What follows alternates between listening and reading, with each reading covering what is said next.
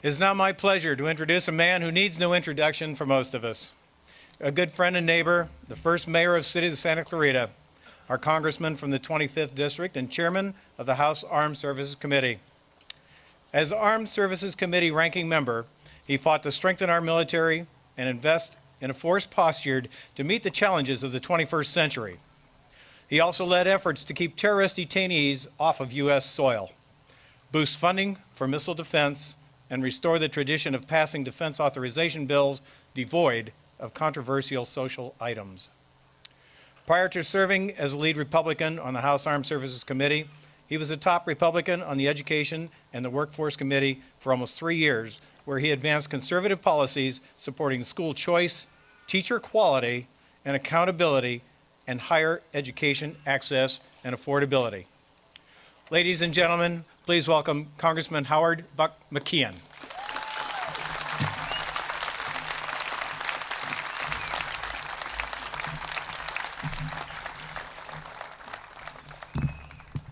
Thank you very much, Dwayne, for that very warm introduction, and thank you all for being here today to honor our veterans and the fallen.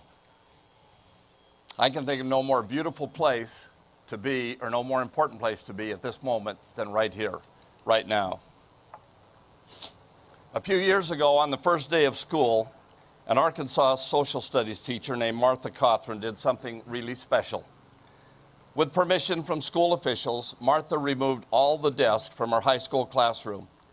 When the first period class came in, they asked Ms. Cothran, "Where are our desks?" She replied, "You can't have a desk until you can tell me how you earn the right to sit at a desk." They thought maybe it's our grades. She said, "No, it's not your grades." "Maybe it's our behavior." "No," she told them, "it's not your behavior." And so they came and went, first, second, third period, still no desks in the classroom. By early afternoon, TV news crews had started gathering around the classroom to report about the crazy teacher who had taken all the desks out of her room. The final period of the day came, and puzzled students found seats on the floor. Martha said, "Throughout the day, no one has been able to tell me just what they have done to earn the right to sit at their desks. Now I'm going to tell you." At this point, Martha opened the door to her classroom. 27 U.S. veterans, all in uniforms, walked into the room. Each was carrying a school desk. They placed the desks in rows, and they each stood along the wall. By the time the last soldier placed the last desk, the kids started to understand, perhaps for the first time in their lives, just how the right to sit at the desk had been earned. Martha said, "You didn't earn the right to sit at these desks. These heroes did it for you. They placed the desks here for you. Now it's up to you to sit in them. It's your responsibility to learn, to be good students, to be good citizens. They paid the price so that you could have the freedom to get an education. Don't ever forget it." Memorial Day is a day when we remember that our country and our great communities are the result of service, but they are also the result of sacrifice. Today we honor and remember those who sacrificed all. 12 of Santa Clarita's sons have fallen on the field of battle since September the 11th. Most recently, Specialist Rudy Acosta, who died in Afghanistan earlier this spring. The courage and heroism exemplified by Rudy and his comrades is the very foundation on which this great republic thrives. The actor Will Rogers, a fellow Californian, said, "We can't all be heroes because there has to be someone sitting on the curb to clap when they walk by."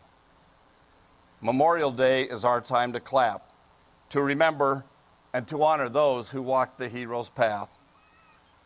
When I think of our own who have fallen in defense of our freedom, I think of the comment of General Norman Schwarzkopf, who said, "It doesn't take a hero to order men into battle. It takes a hero to be one of those men who goes into battle." Back in 1868, General John Logan signed General Order Number 11 declaring that the 30th day of May would be set aside for laying wreaths and flowers at the graves of fallen soldiers. It's said that the date was chosen because flowers would be in bloom throughout the country. That Army order was adopted over the years by northern states, ultimately becoming the federal holiday we celebrate today. By definition, Memorial Day is a day to remember. But today is also a day of thanks. We thank soldiers and Marines, sailors and airmen for walking dusty patrols on the opposite end of the earth, standing watch over our friends and families. We thank our National Guard for standing on the fragile levees of the Mississippi, holding back the waters and protecting the South from nature's wrath. We thank our reservists for leaving their families and their friends and their jobs to fight in a long, tough war. We thank our veterans for making our communities a better place to live, for teaching us the responsibility that comes with our American citizenship. And we thank the families of all these warriors for giving them the spiritual strength to keep our country safe. Memorial is not just about honoring the past. We also dedicate this day to the sacrifices of the present, knowing that they were made to preserve our future. I can think of no greater sacrifice than that of Lieutenant Michael Murphy, a Navy SEAL from Suffolk County, New York. During an intense firefight in Afghanistan, Lieutenant Murphy, cornered and outnumbered, willingly left protective cover to radio for help. He wanted to save his men, but his efforts cost him his life.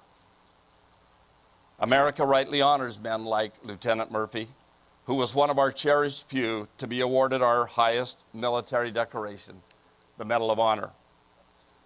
I'm also proud to say that earlier this month, the Navy christened a new destroyer, the USS Michael Murphy.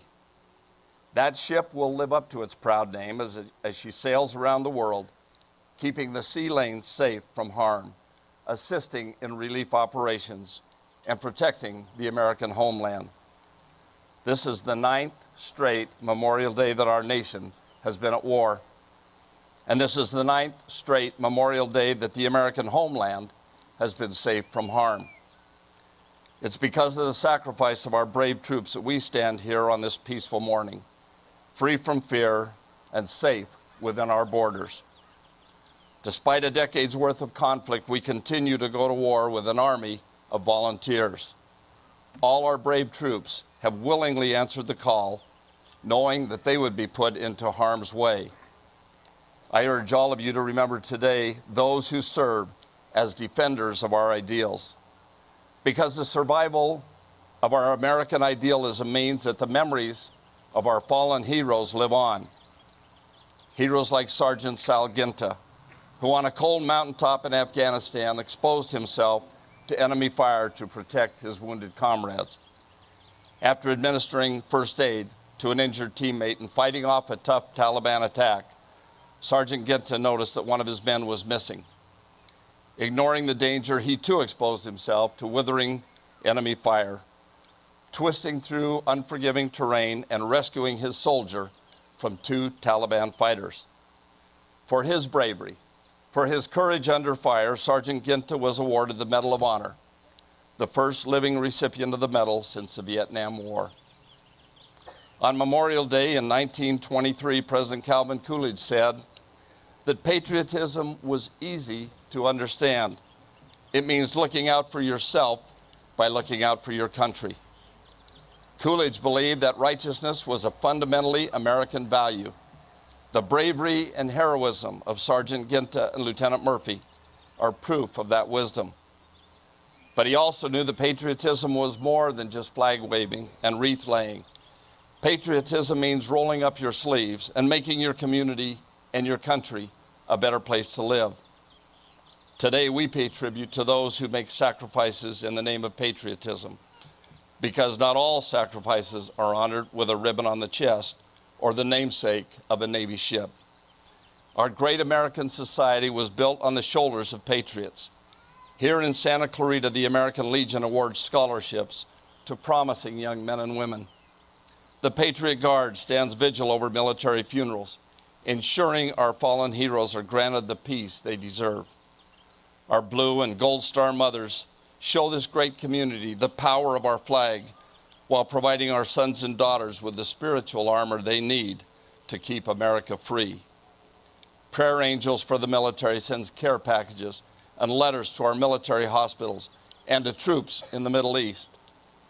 I'm particularly proud of the efforts of Vets Back to the War Zone, founded by Santa Clarita native Herbie Hightower, which comforts and heals veterans suffering from post-traumatic stress. The Veterans of Foreign Wars and the Marine Corps League regularly donate their time and money to feed the homeless and sponsor youth programs that enrich our community and help make Santa Clarita one of the safest cities in America. On that note, VFW Post 6885 Commander John Olish, who was a CB in Vietnam, is recovering after experiencing complications of his heart. And our local Vietnam Veterans of America chapter president, Frank LaRosa, has also been experiencing health issues. Please send your thoughts and prayers out to both of these indispensable community leaders. The point here, and it's embodied in this great community, is that Memorial Day is a celebration of the sacrifices of the present as well as the past. So I encourage all of you to be patriots. Look out for our society and each other. Honor those who sacrificed to build this community so that Santa Clarita will always be safe and always be beautiful. Thank you, and happy Memorial Day.